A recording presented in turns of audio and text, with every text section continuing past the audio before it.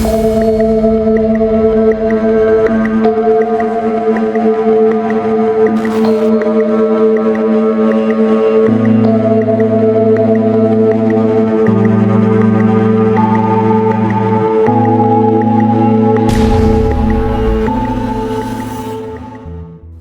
खौफनाक केस के पीछे एक सिचुएशन है। आपने जिंदगी में कभी ना कभी किसी ना किसी से प्यार किया होगा और प्यार में हम बहुत बड़ी बड़ी गलतियां करते हैं, लेकिन इस लड़की ने, जो आज की स्टोरी में जो लड़की है, इस लड़की ने जो गलती की उसकी वजह से उसकी जान चली गई। आप नीचे कमेंट बॉक्स में मुझे जरूर बताइएगा कि आपने आपके रिलेशनशिप्स में क्या क्या गलतियां की है।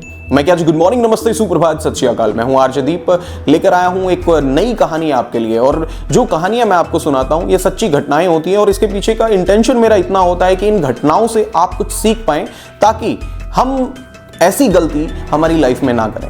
दिल्ली से तकरीबन 50 किलोमीटर दूर झज्जर एक जिला है जिसमें एक परिवार रहता है। इस परिवार की 2 बेटियां होती हैं, दोनों दिल्ली अपनी तैयारी कर रही होती हैं कॉम्पिटिटिव एग्जाम्स की, और रेगुलरली अपनी माँ से फ़ोन पर बात किया करती थी। लेकिन एक बार उसकी बड़ी बेटी का फ़ोन नहीं आता तो माँ परेशान हो जाती है, क्योंकि दोनों लड़कियां पढ़ाकू थी और रेगुलरली अपनी माँ को अपनी सारी दिनचर्या के बारे में बताती थी।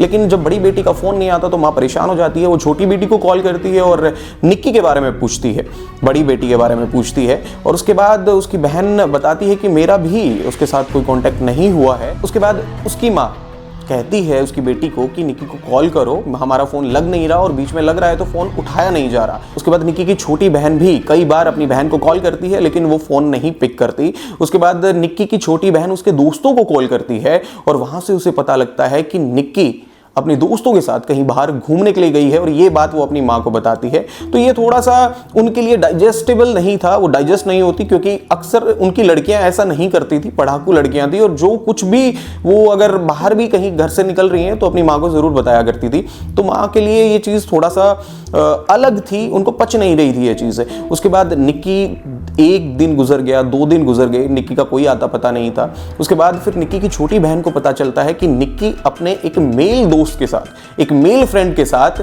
कहीं बाहर घूमने के लिए गई है, जिसका नाम साहिल गहलोत है। अब साहिल गहलोत इस कहानी का मेन विलन है। उसके बाद साहिल गहलोत को निक्की की छोटी बहन कॉल करती है और साहिल गहलोत बताता है कि मेरी तो सगाई है और मैं सगाई के फंक्शन में बहुत ज़्यादा बिजी हूँ। निक्की और मेरा घूमने का प्रोग्राम था, लेकिन मेरा पोस्टपोन हो गया, मैं नहीं गया और निक्की अकेले चली गई। ये सारी बात निक्की की छोटी बहन अपने पापा को बताती है। उसके पिताजी साहिल गहलोत का नंबर लेते हैं और साहिल गहलोत को पर्सनली कॉल करते हैं। साहिल बड़े प्यार से उसके फादर से बात करता है और कहता है कि अंकल जी, मेरी सगाई है, शादी है और मैं अपने फंक्शंस में बहुत ज़्यादा बिजी हूँ। हाँ, निक्की और मेरा प्रोग्राम बना था घूमने का, लेकिन मैं अपने फंक्शंस में इतना ज़्यादा बिजी हो गया कि मैं निक्की के साथ नहीं गया, इसलिए वो अकेले ही चली गई और जल्दी जल्दी में उसका फ़ोन भी मेरे पास रह गया।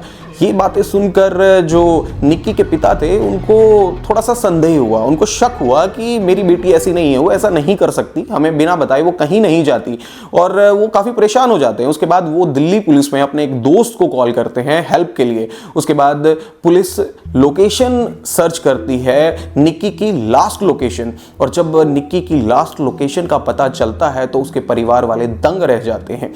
निक्की के फ़ोन की लास्ट लोकेशन निक्की के ही